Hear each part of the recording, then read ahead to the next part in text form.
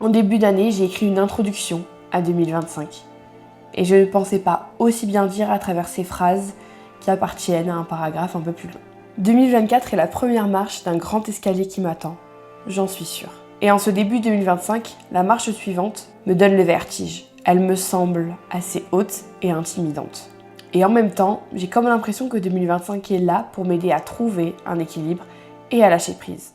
Parce que 2025 a retenti comme une vraie leçon, laisse-moi te la donner.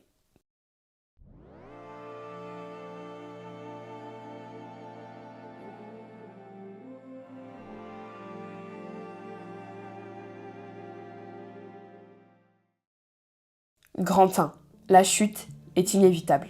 Là où les peurs naissent et où l'anxiété les aide, la probabilité qu'elles se concrétisent grandissent. Quand quelque chose peut échouer et qu'on ne prévoit rien pour l'empêcher, alors il y a de fortes chances que ça arrive. Au pire moment. Petit a, bien faire. C'est bien connu, à vouloir tout contrôler, on ne contrôle rien. À vouloir tout savoir partout, on ne sait plus rien nulle part. La vie est ainsi faite, il faut se contenter d'un juste milieu. Sauf que depuis toujours, moi, je suis toujours trop, ou pas assez. Dois-je donc tout effacer ? Non. Je peux prendre le temps aussi. C'est une jolie solution que janvier m'a apportée. J'ai commencé l'année toujours en arrêt de travail. Et au lieu de regarder le verre à moitié vide, je l'ai regardé de l'autre côté. Et je l'ai vu à moitié plein. Je pouvais conduire, aller au cinéma, observer, avoir le souci de bien faire, tout le temps, avec tout le monde. Oui, les peurs ne s'effacent qu'un temps. Petit b, perdre un peu. À vouloir gagner contre la vie, on finit par perdre. Alors, je perds. Je me perds.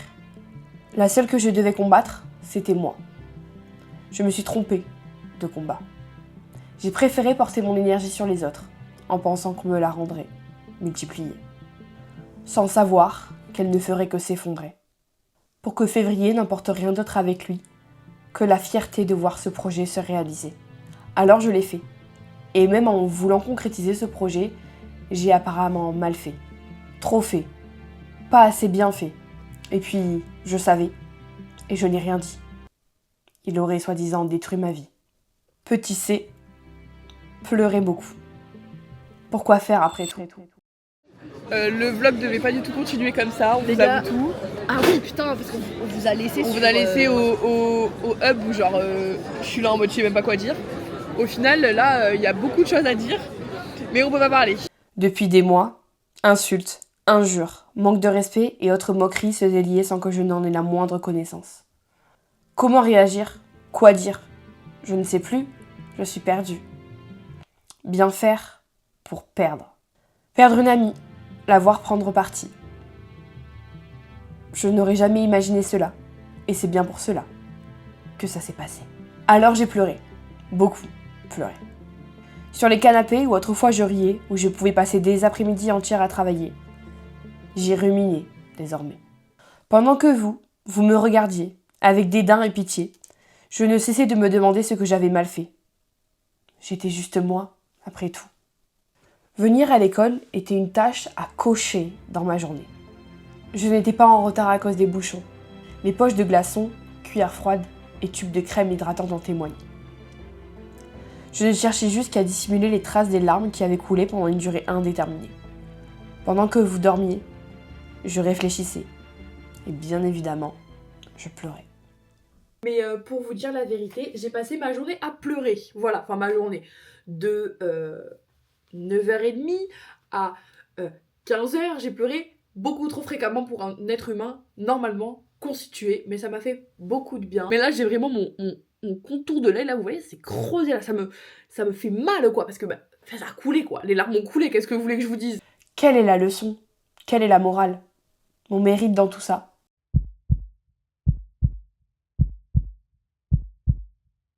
Je veux bien qu'elle fasse le montage, mais elle risque de manger tous les rushs.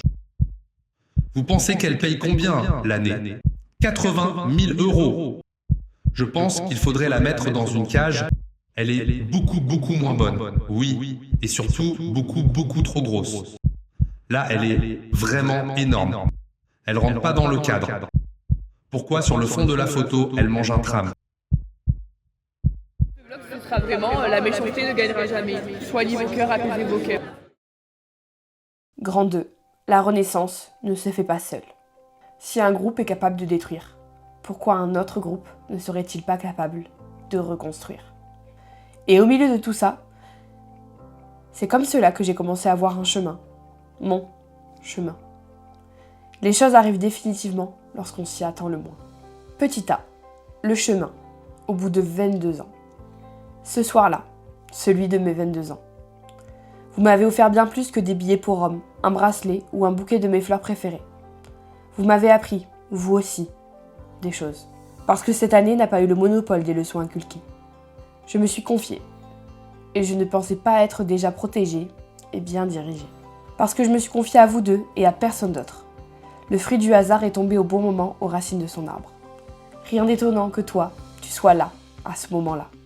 Le meilleur ami que je n'ai pas vraiment choisi. Je dis ça parce que c'est une évidence. Nos chemins étaient faits pour se croiser. Et toi, je le comprenais peu à peu, que tu étais une épaule, à côté de laquelle je pouvais m'asseoir. Ce soir-là, j'ai compris que je ne devais plus jamais quitter mon chemin pour d'autres, pensant qu'il n'était pas assez bien. Petit B, le quotidien à plusieurs. Seul, on va plus vite. Ensemble, on va plus loin. Seul, j'allais nulle part. J'étais encore un peu perdue. Ensemble, on avançait.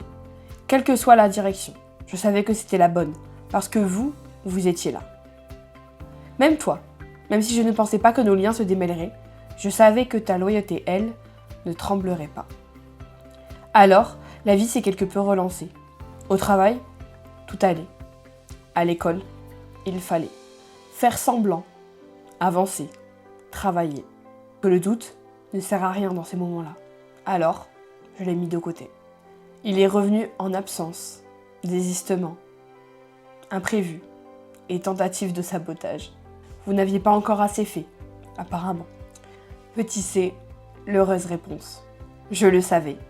Il nous attendait, avec la certitude qu'on réussirait. Parce que lorsque j'étais seule, lui, il était là. Depuis que ma foi s'est révélée mois après mois, je sentais sa présence grandir, jour après jour. Les pertes se sont faites pendant le carême. Tout est écrit. Il a tout écrit. Je vous remercie tous d'avoir tous contribué au projet comme vous l'avez fait. Je vais pleurer. Ça me tient vraiment à cœur. Enfin, tout le projet me tient vraiment à cœur. Il y a toute la symbolique derrière. Et genre, ça me touche que vous ayez tous pris le temps d'y contribuer comme vous le pouviez, chacun dans vos départements. Et vous l'avez tous super bien fait. Et je suis trop fière de l'équipe qu'on est. Et voilà, je trouve qu'il y avait plein de bienveillance et ça fait du bien. Et voilà, merci pour tout, autant que vous êtes. Voilà. Alors on l'a fait. C'était la meilleure réponse à donner à cette année. Et elle était enfin finie, sur une bonne note, sur une heureuse nouvelle. L'été pouvait commencer. Pas les vacances. Le repos viendra après. Sauf que, petit à petit, le vide s'agrandissait. J'étais toujours perdue au fond de moi. Je n'avais plus de repères de celle que j'étais ou que j'aurais pu être. Grand 3, le début des fins. Chaque bonne chose a une fin. J'avais oublié que les mauvaises aussi. Tout passe. Pendant une grande partie de l'année, j'attendais le moment où j'aurais pu me dire « ça y est, ça va mieux ». Sans savoir que j'allais le construire moi-même, comme une grande. Petit à petit, ce fameux « ça va mieux ». Petit A, tout mène à Rome. Enfin du moins, les chemins. Et le mien s'en était certain. Je ne me suis jamais sentie aussi bien dans une ville étrangère que dans la ville éternelle. Sûrement parce que je me sentais encore plus proche de Dieu. Jamais je n'oublierai l'apaisement que j'ai ressenti dans la basilique Saint-Pierre. Rome m'a apaisée en 3 jours et m'a laissé une marque dans le cœur pour bien plus longtemps.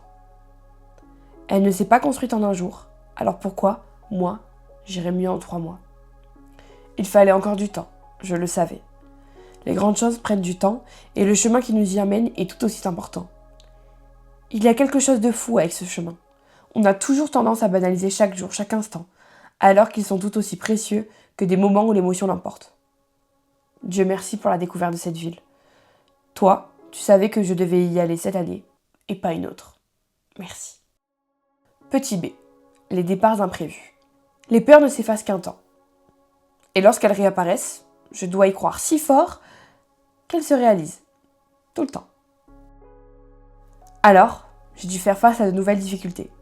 Bien que cela ait pu me choquer pendant un temps, je dirais plutôt que cela faisait partie du plan.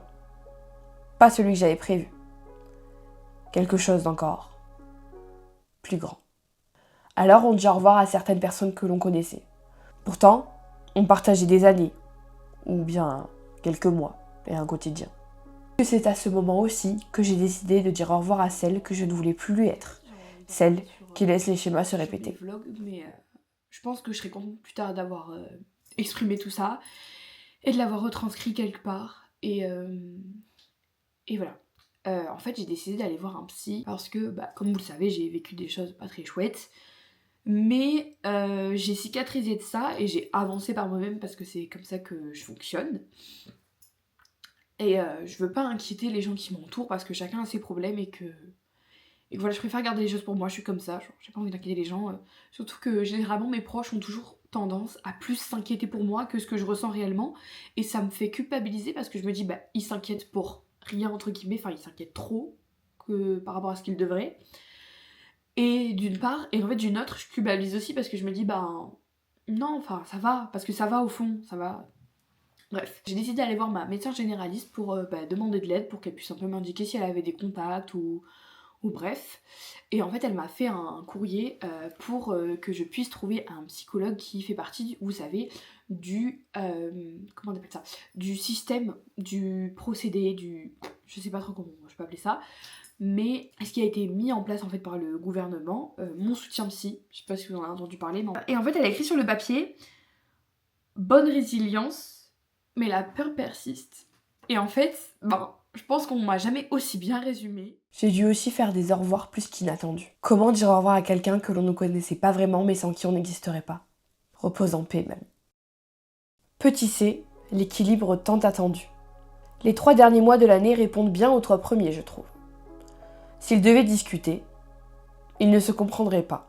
Parce que j'étais perdue et que je me suis enfin trouvée, ou retrouvée, peu importe. Ça va mieux. J'ai compris que même si j'avais peur que les schémas se répètent, c'est en restant alignée avec celle que je suis et que je veux être qu'ils n'auront plus la place de le faire. Je prends conscience que je suis très bien entourée, grâce à Dieu.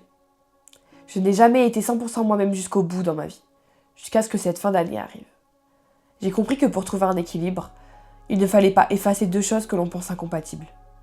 J'ai aussi compris qu'en dramatisant les choses pour les minimiser ensuite, ça m'empêchait de guérir. À dramatiser, je souffre. À minimiser, j'oublie. Si l'année dernière, je disais merci à 2024, à toi, 2025, je dirais plutôt merci quand même.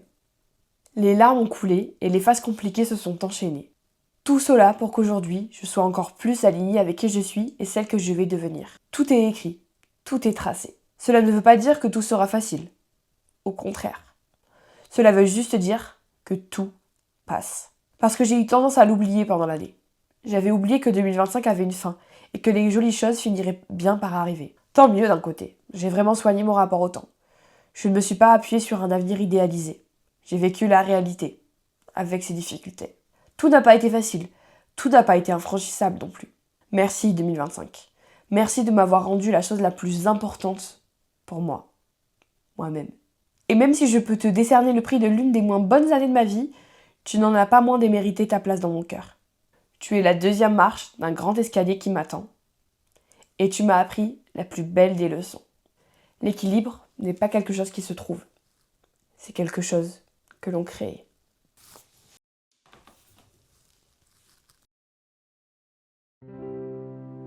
Vous savez, il y a une phrase que j'ai souvent répétée, « Merci pour les roses, merci pour les épines ». La vie n'est pas une fête perpétuelle.